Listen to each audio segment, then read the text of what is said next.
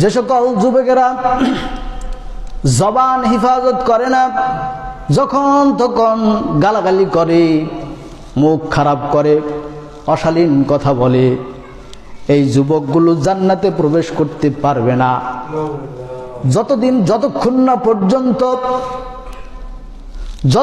না পর্যন্ত তওবা করে আল্লাহর দিকে ফিরে না আসবে আর জবানকে হেফাজত না করবে, ততদিন পর্যন্ত এই লোকগুলো জান্নাতে যাবে না। মৃত্যুর আগে অবশ্যই তওবা করতে হবে জবান হেফাজতের জন্য। আল্লাহর কাছে বলতে হবে, আল্লাহ যেই জবান তোমার জিকির করার জন্য দিয়েছো, যেই জবান তোমার প্রশংসা করার জন্য দিয়েছো, যেই জবানটা মায়ের পেটের মধ্যেও তুমি পবিত্র রেখেছ, মায়ের মাসিক রক্ত তুমি মুখ দিয়ে প্রবেশ করাও নাই, নাভির মাধ্যমে প্রবেশ করিয়েছ, সেই জবানটাকে তুমি পবিত্র রেখেছ। এই পবিত্র জবান দিয়ে আমি কত খারাপ কথা বলেছি, আজকে তোমার কাছে তওবা করলাম, যতদিন বেঁচে থাকি জবান দিয়ে কোনো খারাপ কথা বলবো না, কাউকে কোনোদিন গালি দিব না, কাউকে কষ্ট দিব না মুখ দিয়ে। আল্লাহর নবী সাল্লাল্লাহু আলাইহি ওয়াসাল্লাম বলেন,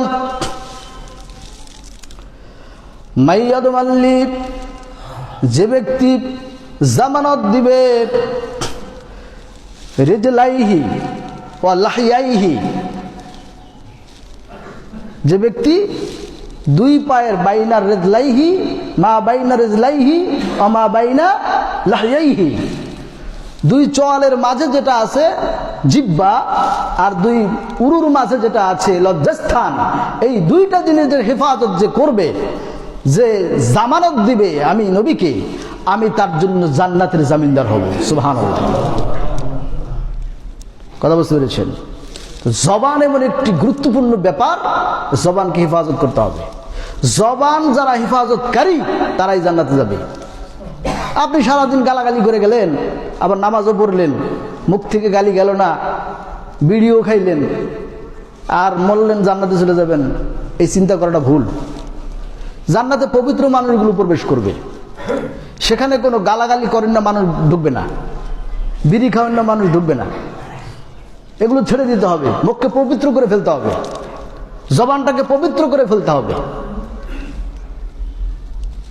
এজন্য আল্লাহ বলেন, লা ইয়াসমাউনা ফিহা লাগওয়াও ওয়ালা তাসীমা ইল্লা কিলান সালামান সালামা, সেখানে তারা কোনো কটু কথা শুনবে না, কটু কথা কেউ বলবেও না, খারাপ কথা বলবে না, শুধু তারা একে অপরের প্রতি সালাম বলবে, আর আল্লাহর পক্ষ থেকে তাদের উপরে সালাম বর্ষিত হবে। সুবহানাল্লাহ।